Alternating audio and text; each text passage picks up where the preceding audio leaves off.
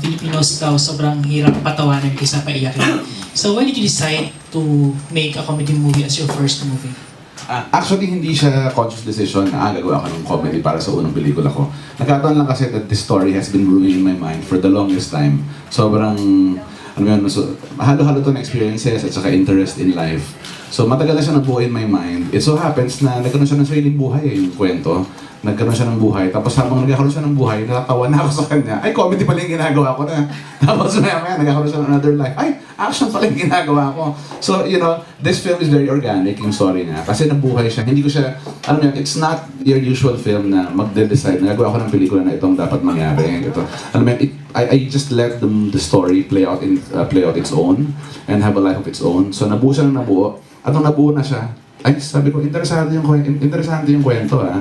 Meron siyang potential to be, you know, to entertain and to touch people's lives. So nung nakita ko na natuwa na ako sa kanya, of course I showed it to some people also. At nung nagkaroon ako ng comments, ay maganda yung pelikula, mukhang promising. Tsaka ako kinausap si Ayay, tsaka si Marian. Thankfully, natuwa naman sila. And they shared the same excitement as I did. So natuloy yung project.